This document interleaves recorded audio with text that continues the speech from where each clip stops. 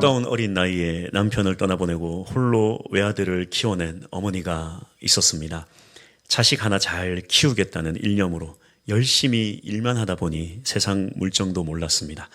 결국 아들은 공부를 매우 잘하게 되었고 미국으로 유학을 떠나서 그곳에서 정착을 하였습니다.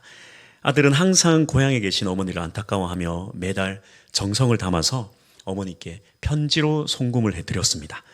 그러나 정작 어머니는 늘 굶주렸고 또 험한 일을 도맡아 했으며 사람들은 아들이 어머니도 돌보지 않는 불효자식이다, 그렇게 욕을 했습니다. 결국 어머니는 병에 걸렸고 아들이 한국 땅에 도착하기 전에 세상을 떠나버렸는데요.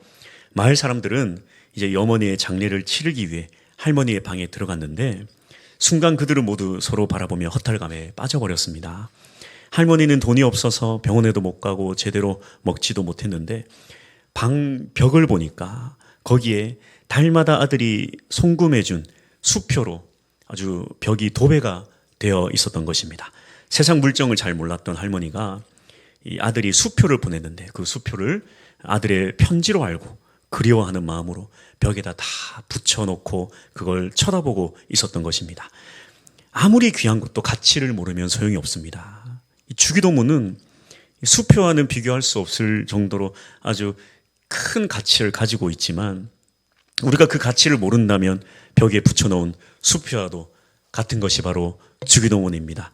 이 주기도문의 전반부는 하나님의 영광, 하나님의 나라, 또 하나님의 뜻을 간구하는 하늘의 것을 구하는 기도였다면 주기도문의 후반부는 우리의 양식, 우리의 용서, 우리의 시험, 이른바 우리의 청원을 하나님께 드리는 것입니다. 전반부의 목적이 하나님의 나라를 구하는 것이었다면 후반부의 목적은 하나님의 나라의 실제를 구하는 것입니다. 바로 이 땅에서 하나님 나라를 어떻게 이루며 살아갈 것인가를 구하는 것입니다. 그래서 우리의 청원의 시작은 오늘이라고 시작을 합니다. 오늘 지금을 살아가는 우리가 어떻게 하나님 나라를 이룰 것인가? 지금 이 땅을 살아가는 우리가 하나님 나라의 질서대로 살아가는 방법과 원칙을 강구하는 것입니다. 그래서 이 기도문은 단순히 우리의 삶을 이 피로를 채워달라는 그런 기도가 아니에요. 하나님 나라를 세우는 기도인 것입니다. 그렇다면 이 기도를 정확하게 이해하고 받아들이기 위해 필요한 것은 무엇인가? 바로 이것입니다. 하나님 나라를 위해 나를 마땅히 버릴 수 있는가? 주님이 가르쳐 주신 이 기도의 내용을 통해 내 가치관과 내 생각을 뜯어 고칠 수 있는가? 그렇지 않다면 이 기도의 능력을 결코 깨닫지 못할 것입니다. 그래서 주님이 가르쳐 주신 이 기도를 알아가기에 앞서서 우리가 준비해야 될 게 있어요. 내 모든 것을 버릴 준비가 되었는가? 내 생각을 버릴 준비가 되었는가? 내 가치관을 버릴 준비가 되었는가? 그리고 말씀 앞에 나를 세울 준비가 되었는가? 그럴 준비가 되었다면 우리는 하늘의 기적을 경험하게 될 것입니다. 할렐루야! 살펴보겠는데요. 첫 번째, 필요의 질서입니다. 11절 말씀인데요. 오늘 우리에게 일용할 양식을 주시옵고, 이것은 무엇을 뜻할까요? 이 기도는 출애굽기의 만나 이야기를 배경으로 합니다. 출애굽기 16장 4절, 그때의 여호와께서 모세에게 이르시되 보라, 내가 너희를 위하여 하늘에서 양식을 비같이 내리리니 백성이 나가서 일용할 것을 날마다 거둘 것이라. 이같이 하여 그들이 내 율법을 준행하나 아니하나 내가 시험하리라. 하나님이 광야 백성에게 만나를 주시는데 원칙이 있습니다. 그것은 무엇인가? 딱 하루 먹을 만큼의 양만 거두어 가라는 것입니다. 많이 거두지 말라는 것이에요. 많이 거둬봤자 다음날 썩어버리고 벌레가 생겨서 아무 소용이 없다라는 것입니다. 즉 저장하지 말고 매일매일 그것을 거두라는 것입니다. 하나님은 이것을 가지고 뭐라고 하냐? 매일매일 거두는 것을 두고 뭐라고 말씀하시는가? 이것을 통해서 너희가 내 율법을 준행하나 아니하나 내가 시험할 것이다. 이것이 어떻게 하나님의 말씀을 지키는 것일까요? 이것이 어떻게 하나님의 시험일까요? 무슨 말씀입니까? 오늘의 양식만 거두고 저장하지 말라는 것은 무슨 의미가 있습니까? 내일도 반드시 하나님께서 먹을 것을, 만나를 주신다라는 신뢰와 믿음으로 살아가라는 것입니다.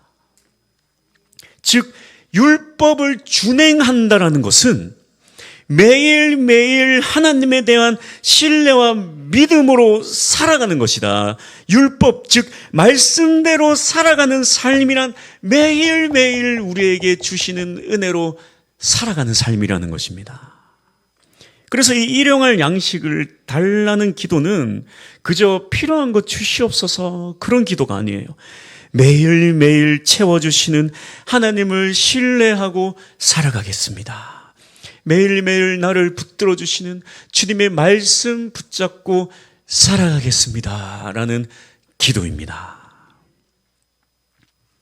우리는 이 타락한 아담적 질서에서 살아가고 있습니다. 그래서 우리는 항상 경계해야 될 게 뭐냐면 욕심이에요. 욕심이 얼마나 무서운지 그것을 우리는 항상 경계하며 살아가야 돼요. 평생 수고해야 양식을 얻을 수밖에 없는 이 타락한 질서 속에 살아가고 있기 때문입니다. 이 타락한 질서 세계의 특징이 바로 이것입니다. 할 수만 있다면 긁어 모아야 되고, 할 수만 있다면 더 쌓아 놓아야 되고, 할 수만 있다면 더 보관해야 되고, 더 많이, 더 높이 내 것으로 만들어야만 안심할 수 있는 것이 이 타락한 아담적 세계관이에요. 더 나아가 필요를 채우는 것만으로 만족하지 않고 더 내 욕망에 채워질 때까지 더 끌어모으고 더 많이 모으는 것이 이 타락한 아담적 질서 세계, 즉 욕심의 노예로 살아가는 것입니다. 이러한 질서 속에서 일용할 양식을 구하는 기도는 이러한 타락한 질서 세계를 결코 절대화하지 않겠다, 우상화하지 않겠다, 그런 믿음의 고백입니다.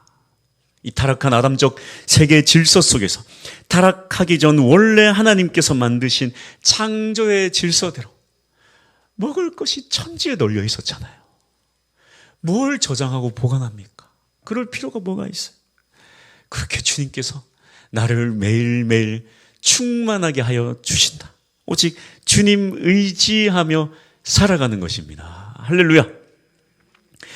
뿐만 아니라 이 기도의 두 번째 의미가 하나 더 있는데요. 그것은 무엇인가? 나만 잘 먹고 나만 잘 살지 않겠다는 고백이에요. 내가 아닌 우리의 양식을 구하고 있습니다. 내 양식만 구하는 게 아니에요. 우리의 양식을 위해 간구해야 이것이 바로 하나님 나라의 질서입니다. 초대교회가 성령 충만을 받은 이후에 이 하나님 나라의 참된 모습을 어떻게 실천했습니까? 사도행전 2장 44절에서 45절, 믿는 사람이 다 함께 있어 모든 물건을 서로 통용하고 또 재산과 소유를 팔아 각 사람의 필요를 따라 나눠지며 교회 안에서 생활하는데 물건을 통용했다. 교회 안에 필요한 것들 이 사람이 가져오고 저 사람이 가져오고, 이 사람은 그릇 가져오고, 이 사람은 냄비 가져오고, 이 사람은 책상 가져오고, 이 사람은 이것저것 가져오는데 네 것 내 것 하지 않았다. 이건 내 거야, 이건 네 거야 하지 않았어요. 필요에 따라 필요한 것이 있으면 내 재산과 소유를 팔아서 그것을 가지고 와서 사람들의 필요를 채웠다. 다시 말하지만 여기에 전 재산이라는 표현이 없습니다. 이 말씀에 대해서 많이들 오해하고 있는 게 있어요. 바나바가 자신의 재산과 밭을 팔아가지고 사도들 앞에 내려놓았다고 해서 여기에 이 전 재산이라는 표현이 없는 거예요. 네. 그런데 여기 무슨 전 재산을 다 팔아서 교회에 다 바쳐야 된다, 이런 우리가 좀 생각을 가지는데 그러지 않습니다. 그런 게 아니에요.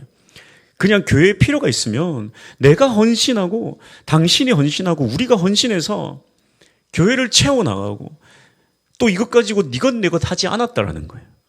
이것이 바로 이 성령 충만의 질서라는 것입니다. 하나님 나라의 질서, 일용할 양식을 이제는 내가 헌신하며 이 일용할 양식을 채웠던 게 교회입니다. 이게 바로 하나님 나라의 질서예요. 그래서 교회는요, 성도의 헌신으로 세워져 가는 것입니다. 그래서 교회에서 니것내것 하는 순간 교회는 세상화되어 버려요. 교회의 생명은 거기서 끝나는 것입니다. 교회는 다 하나님의 것이에요. 다. 그래서 교회 공동체가 어떠한 질서로 살아가야 하는가 너무나도 잘 보여주고 있지 않습니까? 교회 안에서는 결코 나만 먹고 나만 잘하고 나만 잘되고 나만 잘나고 내 주장만 하고 내 말만 하고 다른 사람 말 듣지도 않고 그렇게 살아서는 안 된다는 것입니다. 이 시대 우리나라의 가장 큰 문제가 바로 이건 아닙니까?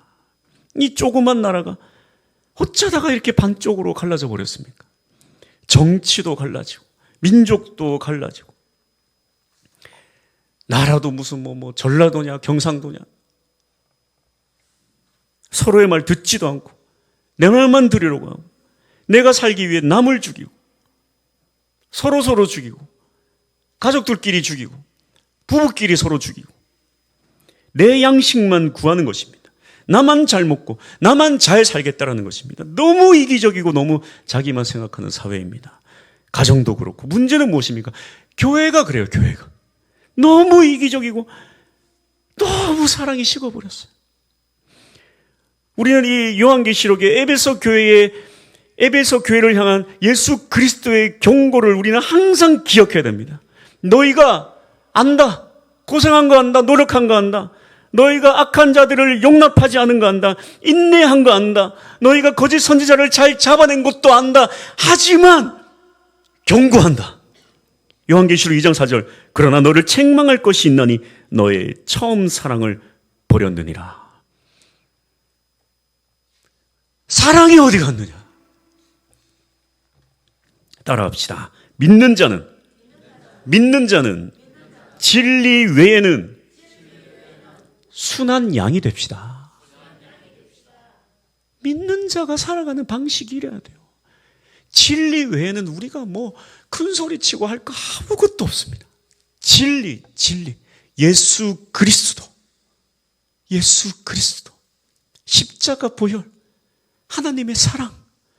그거 말고 우리가 할 게 아무것도 없어요. 예수님을 본받아야 돼요. 예수님을 본받아야 됩니다. 예수님 시대를 보십시오. 예수님이 어떻게 하셨습니까? 그 시대의 정치를 보십시오. 얼마나 심각했습니까? 이스라엘은 로마의 권력 아래에서 이리저리 갈기갈기 찢어졌어요. 누군가는 로마 체제가 유지되기를 바랬어요. 그래야지 그 권력을 유지했습니다. 누군가는 열심당으로서 로마를 무너뜨려야 돼. 그러면서 여기저기서 봉기하고 일어서고 싸우자 그랬어요. 또 세리같이 세금으로 같은 동족의 피를 빨아먹는 아짜비들도 있었습니다.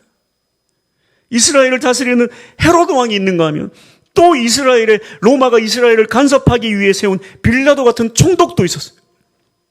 그리고 사내들인 공회도 있었고 대제사장도 있었고 바리새인도 있었고 사두개인도 있었고 서기관도 있었고 온갖 종교 지도자들은 자기들이 실제적으로 백성들을 다 다스리려고 했어요.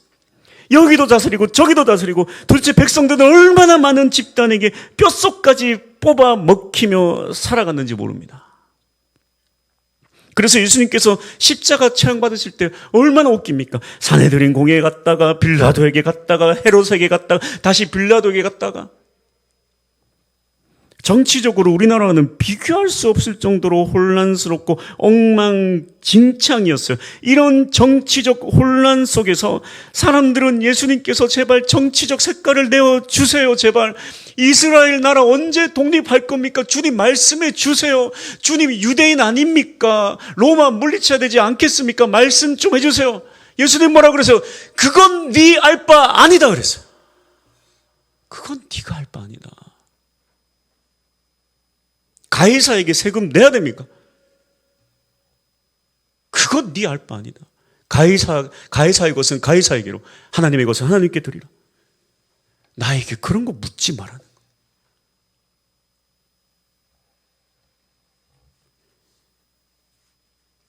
사람들이 예수님께 요구했어요. 제발 좀 뭐라고 말 좀 해 주십시오. 그러나 주님께서 목소리 낸 건 다 이거밖에 없어요. 마태복음 6장 33절 그런즉 너희는 먼저 그의 나라와 그의 의를 구하라. 그리하면 이 모든 것을 너희에게 더하시리라. 교회가 가야 할 길이 바로 이것입니다. 갈라치기 하는데 앞장서는 게 아니에요. 교회가 할 일은 오직 그의 나라와 그의 의를 구하는 거예요. 예수 그리스도의 사랑과 복음과 나눔과 희생과 헌신의 힘을 다하는 것, 이게 교회가 해야 될 일입니다. 교회가 앞장서서 도대체 수많은 성도들이 고통받고 교회를 떠나는데도 자랑스럽게 여기면서 성도들 갈라치게 하는 걸 자랑스럽게 여기고 진리도 아닌 것에 인생을 걸고 목숨을 걸고 큰 소리 내고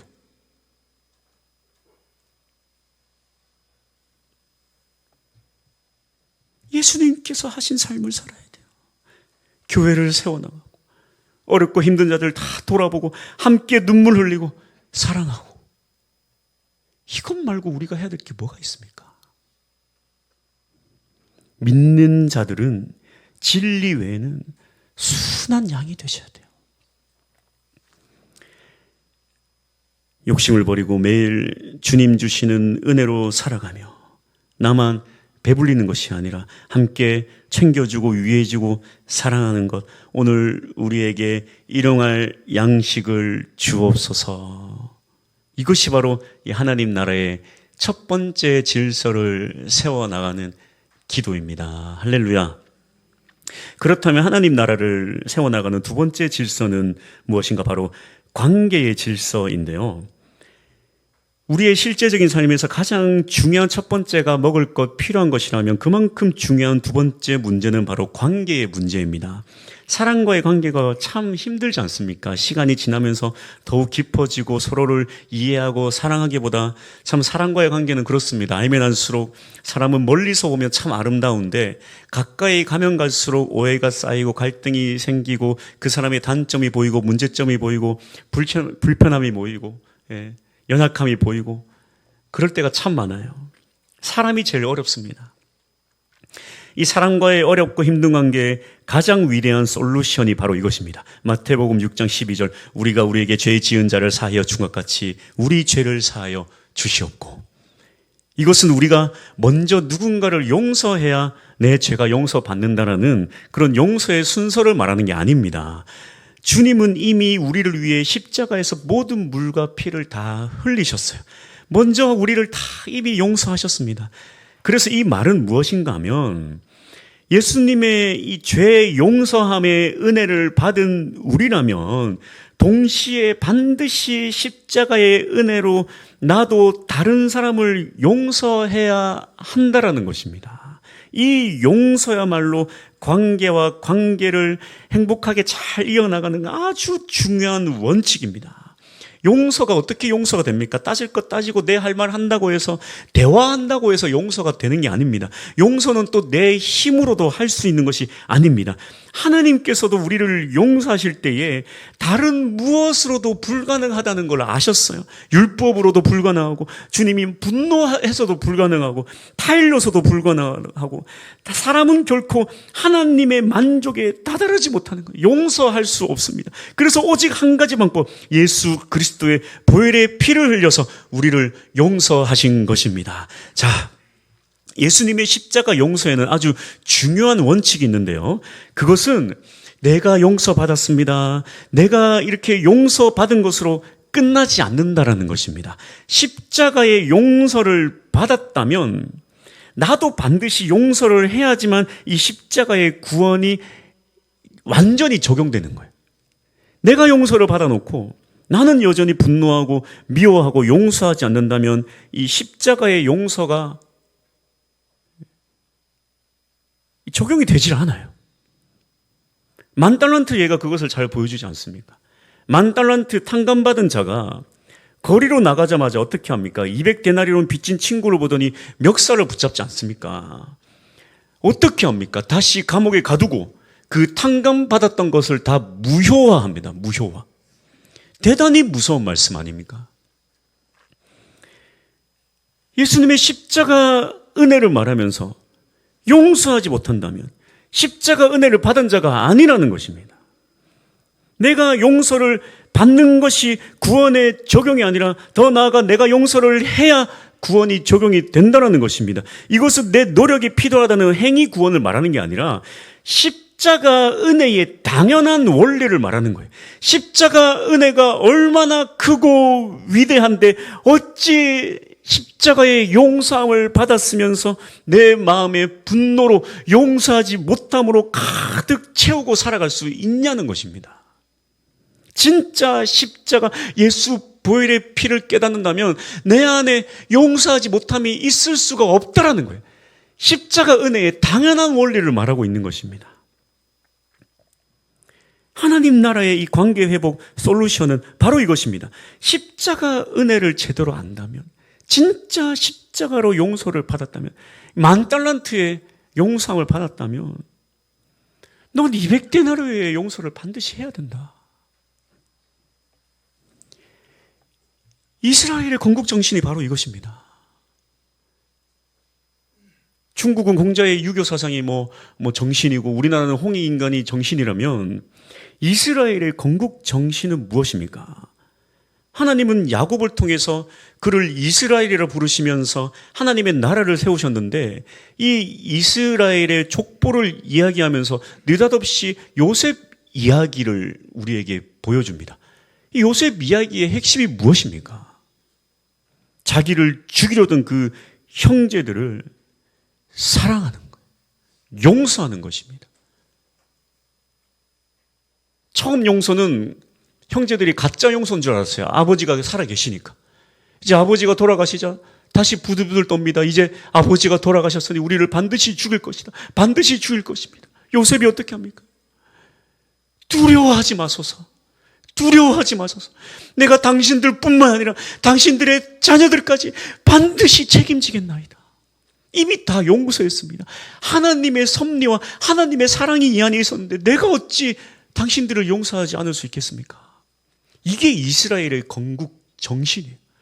대단한 거 있는 것 같지만, 하나님 나라 대단한 거 있는 것 같지만, 하나님 나라 우리가 모르는 아주 깊은 비밀 그런 거 아니에요. 여기서부터 시작돼요. 하나님 나라. 자기를 죽이려던 그 형제들을 용서하는 거. 그래서 하나님이 그 이야기를 들려준 겁니다.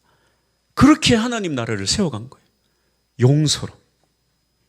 그런데 그 후손들이 용서하지 않아요. 나중에 다 갈라지죠. 하나님 나라의 두 번째 질서는 바로 용서입니다. 이게 얼마나 중요한지 예수님께서 이 주기도문 후에 한 번 더 강조하세요. 마태복음 6장 14절에서 15절. 너희가 사람의 잘못을 용서하면 너희 하늘 아버지께서도 너희의 잘못을 용서하시려니와 너희가 사람의 잘못을 용서하지 아니하면 너희 아버지께서도 너희 잘못을 용서하지 아니하시리라. 결론입니다. 잊지 맙시다. 기독교는 용서의 종교입니다. 우리의 그 추악하고 더러운 죄가 예수 그리스도의 십자가 보혈로 용서를 받았고, 주님도 간절히 우리에게 원하길 용서하라.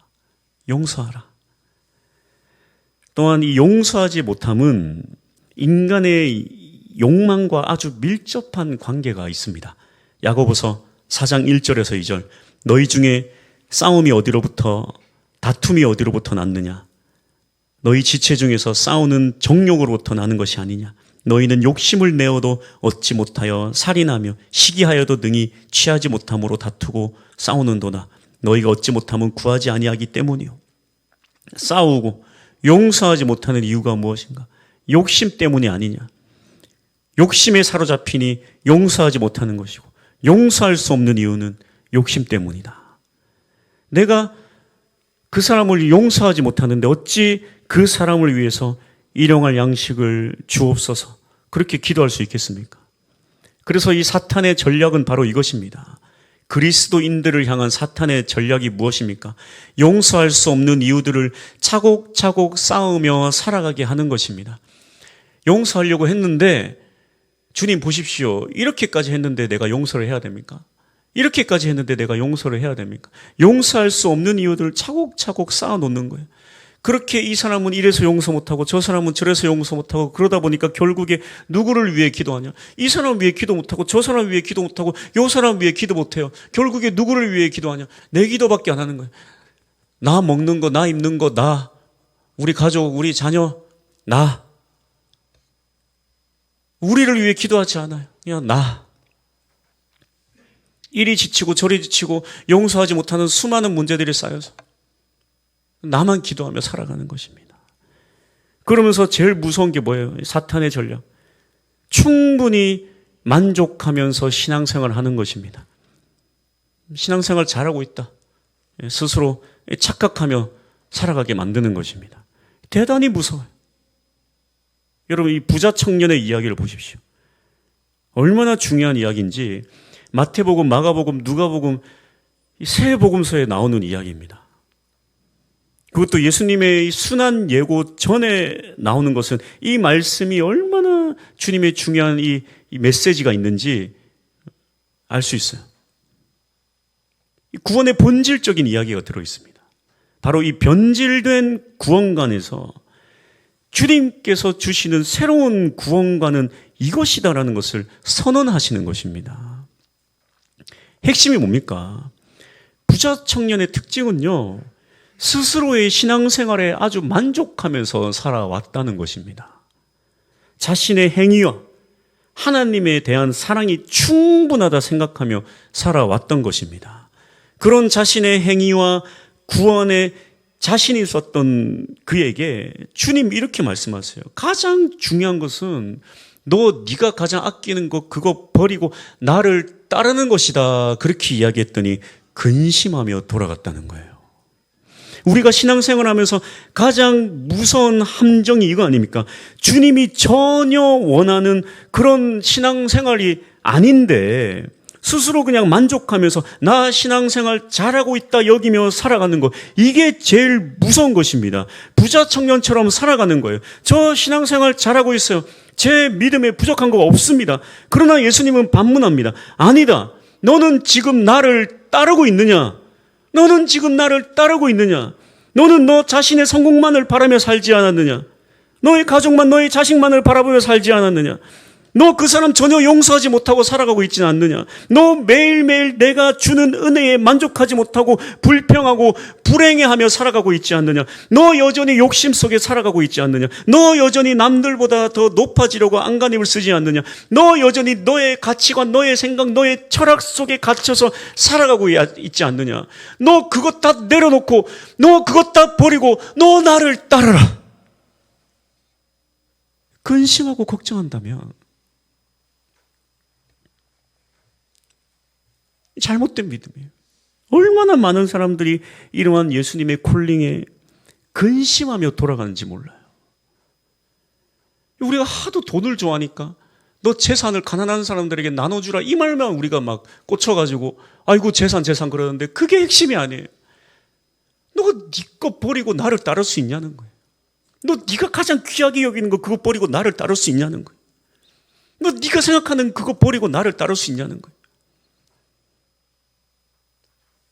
너 그 사상 그거 버리고 나를 따를 수 있냐는 거예요. 그거 물어보시는 것입니다. 나를 따르지 않는다면 하나님 나라 들어가는 게 아니다.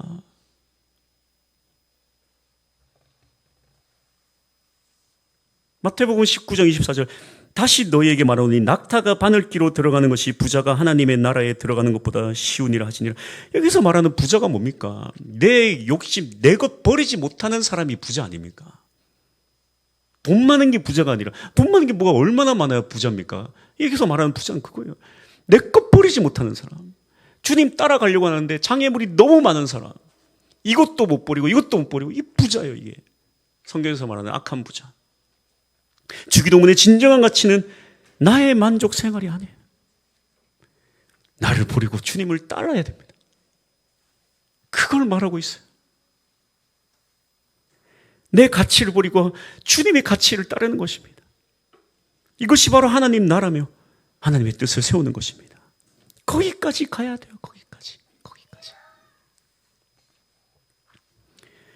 하나님 나라를 세울 수 있는 우리 모두가 될 수 있기를 축복합니다. 할렐루야. 찬양합시다.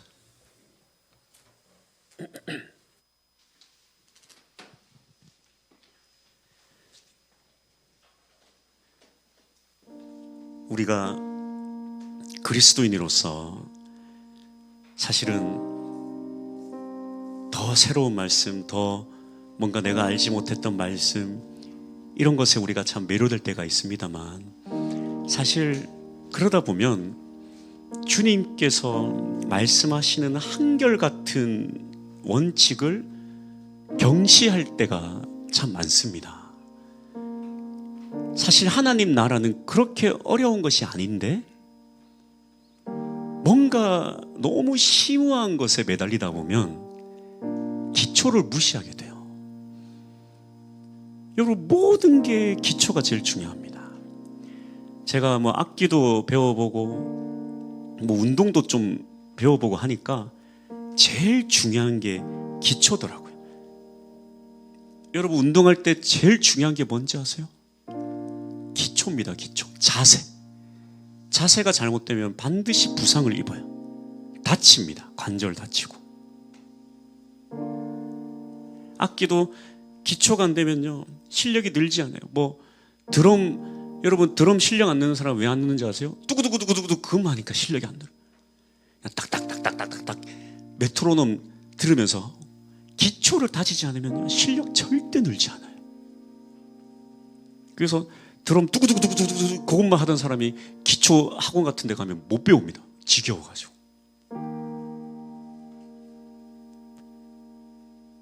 믿음 생활도 마찬가지. 주기도문에 나와 있는 하나님 나라 뭐 얼마나 심오하겠습니까? 심오한 게 핵심이 아니라 주님께서 그렇게 외쳤던 딱 몇 가지만 하면 된다는 거예요. 뭡니까? 너 만나가지고 욕심 부리지 마라. 내가 내일도 줄게. 네 인생은 내가 책임질 거야. 근데 바삭바삭 욕심 때문에 그렇게 욕심에 함몰되지 마. 이거 아니에요. 이거. 일용할 양식 줄게. 넌 내 자녀야. 내가 널 책임질 거야. 그리고 너 반드시 알아야 돼. 너만이 아니야. 내 사랑하는 백성들을 위해 넌 이제 살아가야 돼. 너 그거 너만을 위해 살면 안 돼. 그리고 그런 공동체 속에 살아가려면 너 용서해야 돼. 용서는 따진다고 되는 게 아니야.